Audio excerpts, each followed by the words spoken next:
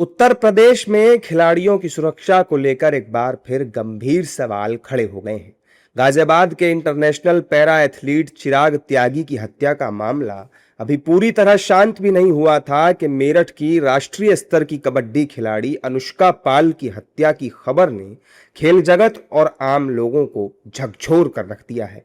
लगातार सामने आ रही ऐसी घटनाओं ने राज्य में खिलाड़ियों की सुरक्षा व्यवस्था को लेकर नई बहस छेड़ दी है।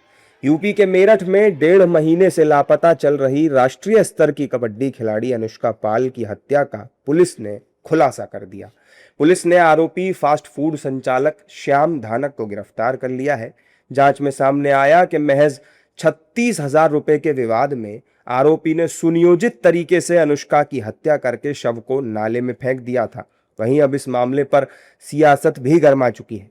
विपक्ष ने राज्य की योगी सरकार पर महिला और खिलाड़ियों की सुरक्षा को लेकर सवाल दागे हैं।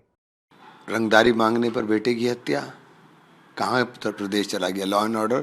आप बता रहे हो, क्योंकि जब आप जाति धर्म देख करके पुलिस कार्रवाई करेगी, इनकाउंटर करेगी, अपराधी को अपराधी नहीं समझेगी, अपराधी को जात और बिरादरियों से आप तोलने का काम करोगे तो लॉ एंड ऑर्डर कंट्रोल नहीं हो सकता। और लॉ एंड ऑर्डर की स्थिति बेकाबू है उत्तर प्रदेश के अंदर।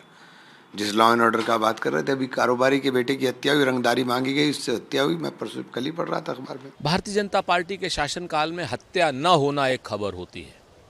भारतीय जनता पार्टी के महाजंगल राज में तो हत्या होना कोई खबर नहीं है, क्योंकि हत्याएं अब खिलाड़ियों की हो रही हैं, हत्याएं डॉक्टरों की हो रही हैं, हत्याएं पुलिस वालों की हो रही हैं, हत्याएं महिलाओं की हो रही हैं, नौजवानों की हो रही हैं, किसानों की हो रही हैं, दलितों की हो रही हैं।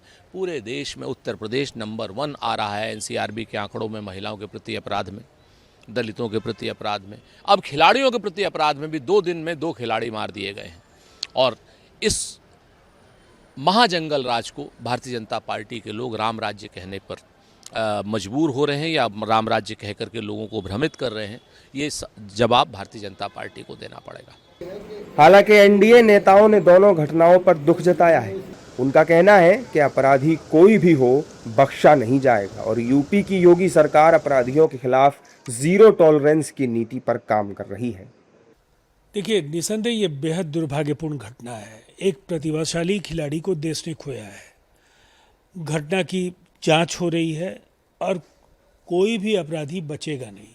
लेकिन हर सवाल पर राज्य सरकार की कानून व्यवस्था को लेकर के जो सवाल खड़े होते हैं, इस तरीके के सवालों से विपक्ष को बचना चाहिए। इसलिए कि उत्तर प्रदेश में इक्की दुक्की घटनाओं को अगर छोड़ दें तो आम तौर पर वहाँ लोगों का भरोसा कानून व्यवस्था के शासन में मजबूत हुआ है। चिराग त्यागी और अनुष्का पाल की हत्या के मामलों ने चिंता बढ़ा दी है कि क्या खिलाड़ियों के लिए कोई विशेष सुरक्षा तंत्र या संवेदनशील निगरानी व्यवस्था मौजूद है।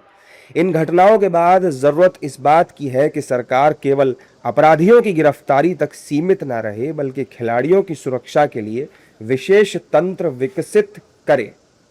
चिराग त्यागी और अनुष्का पाल की मौत केवल 2 परिवारों का दुख नहीं है, बल्कि ये एक ऐसा मुद्दा है जिसने प्रदेश में खिलाड़ियों की सुरक्षा को लेकर व्यापक चर्चा शुरू कर दी है।